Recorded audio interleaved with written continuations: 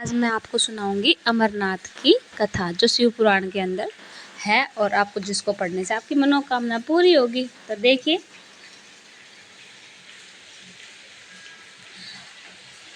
अमर होने का रहस्य। अमरनाथ हिंदी के दो शब्द अमर अर्थात अनश्वर और नाथ भगवान को जोड़ने से बनता है। एक पौराणिक कथा अनुसार जब देवी पार्वती ने भगवान शिव से अमरत्व का रहस्य प्रकट करने के लिए कहा जो वे उनसे लंबे समय से छुपा रहे थे, तो यह रहस्य अमरता के रहस्य को प्रकट करने के लिए कहा जो वे उनसे लंबे समय से छुपा रहे थे। तो यह रहस्य बताने के लिए भगवान शिव पार्वती को हिमालय की इस गुफा में ले गए ताकि उनका यह रहस्य कोई भी ना सुन पाए। और यही भगवान शिव ने देवी पार्वती को अमरत्व का रहस्य बताया।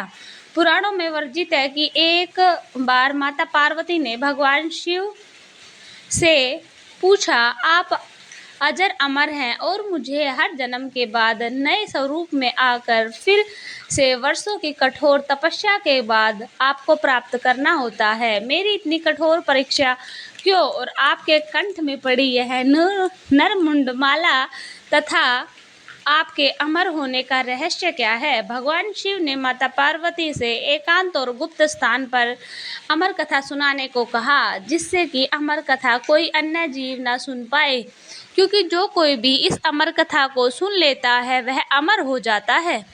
पुराणों के मुताबिक शिव ने पार्वती को इसी परम पावन अमर कथा की गुफा में अपनी साधना की अमर कथा सुनाई थी, जिसे हम अपने अमरत्व के लिए कहते हैं।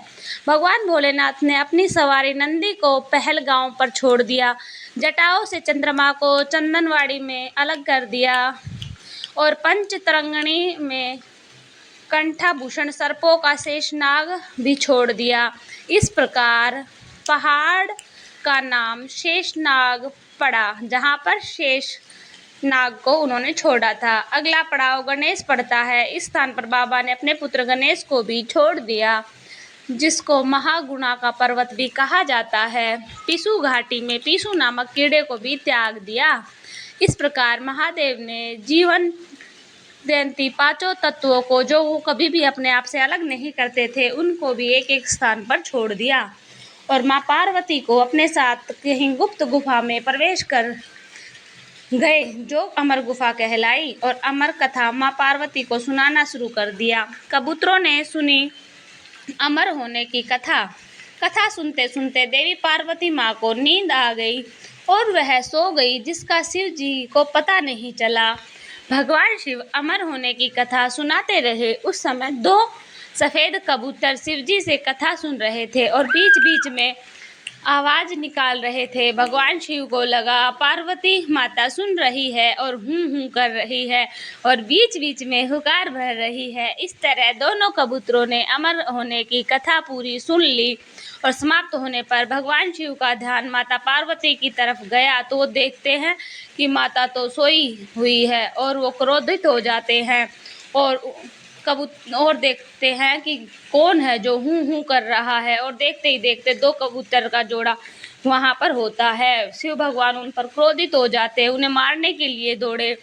इस प्रकार कबूतर ने भगवान शिव से कहा कि हे प्रभु, हम आपसे अमर होने की कथा सुन रहे हैं, यदि आप हमें मार देंगे तो आपकी अमर होने की कथा झूठी हो जाएगी। इस प्रकार भगवान शिव ने कबूतरों को जीवित छोड़ दिया और उन्हें आशीर्वाद दिया कि तुम सदैव इस स्थान पर शिव पार्वती के प्रतीक बनकर रहोगे।